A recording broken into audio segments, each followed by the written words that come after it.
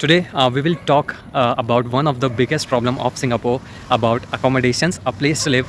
So how can we arrange a good place where we can stay at the time of our studies or at the time when you're working here, you're on any kind of jobs. So accommodation, a place to live is one of the biggest issue here because it's very difficult to find a budget friendly place to live.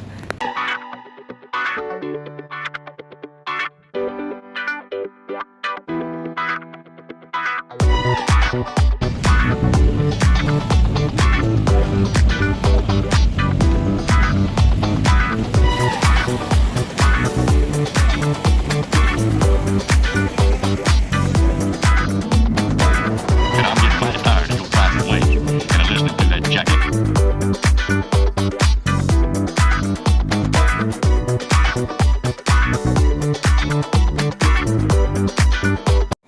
Hello guys, this is your friend Prashant from Singapore. कैसे हैं आप सभी? I hope सभी बढ़िया होंगे। Me too well here. So before starting the video, let me remind you, if you are new on this channel, kindly like and subscribe, and you can comment what you want to know more about Singapore. I can try to help you out with that. मुझे इस बारे में बहुत ज़्यादा queries आती हैं कि आप हमारी हेल्प करो कि हम कैसे सिंगापुर में एक अच्छी जगह देख सकें। आप हमें कहीं अरेंजमेंट कराओ जहां हम एक अच्छे रूम में शेयरिंग फ्लैट में रह सकें। तो एक अच्छा शेयरिंग फ्लैट ढूंढना सिंगापुर में बहुत ज़्यादा मुश्किल है, और जो नए स्टूडेंट्स आते हैं उनकी भी बहुत ज़्यादा क्वेरीज़ हैं कि वो कहाँ रहें, या स्टूडेंट जो ऑलरेडी सिंगापुर आ चुके हैं लेकिन जहाँ वो रह रहे हैं वो उन्हें जम नहीं रहा है। So they want to look for another place which is budget friendly, because the सबसे बड़ा जो इशू है वो ये है कि जो यहाँ पे प्लेसेस हैं वो बहुत ज़्यादा महंगी हैं। बजट फ्रेंडली मिलना थोड़ा मुश्किल है, और जो बजट फ्रेंडली मिल रही हैं लेकिन उसमें ज़्यादा स्टूडेंट्स रह रहे हैं, कम शेयरिंग फ्लैट्स में रहना चाहते हैं आप, और जिसकी लोकेशन आपके कॉलेज के पास भी हो। अदरवाइज़ आपको ट्रैवल करने का जो डिस्टेंस है और जो टाइम है और जो MRT एक्सपेंस है वो भी बढ़ते हैं। तो एक सही फ्लैट का मिलना बहुत ज़्यादा इम्पॉर्टेंट है अगर आप सिंगापुर में एज एन स्टूडेंट हैं या आप वर्क कर रहे हैं। सो स्टूडेंट्स की क्वेरीज़ के चलते मुझे जो इतनी सारी क्वेरीज़ आ रही हैं, मैं कंटिन्यूसली कोशिश कर रहा हूँ कि आप लोगों के लिए ज़्यादा से ज़्यादा फ़्लैट्स के बारे में इन्फॉर्मेशन आपको दे सकूँ, और आपके लिए एक ऐसा फ्लैट अरेंज करके दे सकूँ जिसमें ज़्यादा स्टूडेंट शेयर ना करते हों, आपके कॉलेज के पास भी हो और जिसका रेंट भी बजट फ्रेंडली हो। सो आज की वीडियो में भी हम इस प्रॉब्लम के सॉल्यूशन के लिए ही काम कर रहे हैं। आगे वीडियो में आप एक फ़्लैट की वीडियो देखेंगे जो कि न्यू ओपन हुआ है, एंड जितने भी फ्लैट्स मैं अरेंज करता हूँ स्टूडेंट्स के लिए, उसमें कोशिश रहती है कि वो ऐसे फ्लैट्स हों जिनमें ज़्यादा स्टूडेंट्स शेयर ना करते हों, जिससे कि आपको एक अपनी प्राइवेसी भी मेंटेन रहे लेकिन बजट फ्रेंडली भी रहें। सो आज इस वीडियो में आप एक फ़्लैट की वीडियो देखिए, और अगर कोई इंटरेस्टेड है जो सिंगापुर में ही है या जो आने वाले हैं और जो एक प्लेस की तलाश में है, एक फ़्लैट की तलाश में है, सो अगर आप भी ऐसी कुछ तलाश कर रहे हैं, so you can text me on Instagram.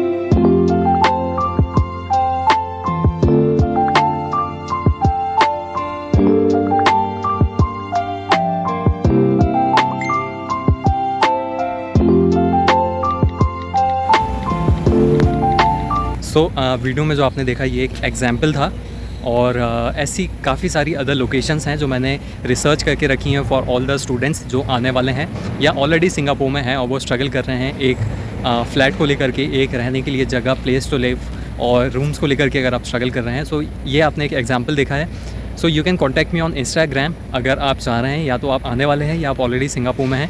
You can text me on Instagram. मेरी इंस्टाग्राम आईडी डिस्क्रिप्शन बॉक्स में हमेशा दी गई होती है। So from that you can just text me and I can help you with that. और मैं हमेशा एक बात कहता हूँ, मेरी पुरानी वीडियोस में भी मैंने ये कई बार कहा है कि एक अच्छे फ़्लैट का मिलना बहुत ज़्यादा ज़रूरी है अगर आप स्टूडेंट वीज़ा पे हैं सिंगापुर। वो क्यों है वो मैं आपको थोड़ा सा एक्सप्लेन करने की कोशिश करूँगा, ध्यान से समझिएगा, बहुत काम की बात है।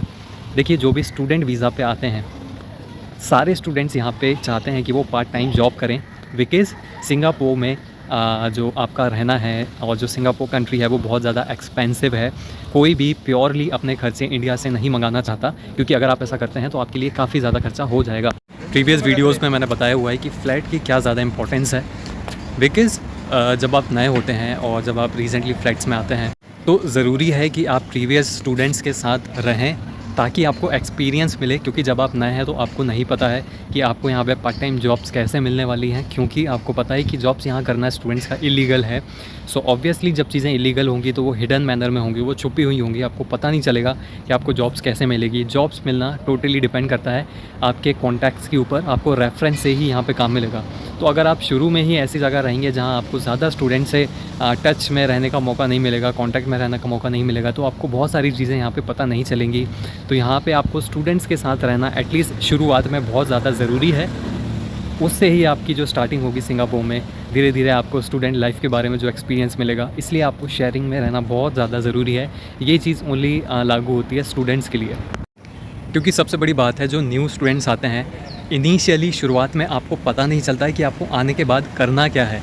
तो यहाँ पे आपको जो सारा कंप्लीट नॉलेज है वो आपको ओल्डर स्टूडेंट्स जो यहाँ पे पुराने स्टूडेंट्स हैं उनसे ही पता चलेगा। तो शुरुआत में कभी भी ऐसा मत करिए कि आपको अलग से रहना है, अकेले रहना है, ऐसा मत करिए।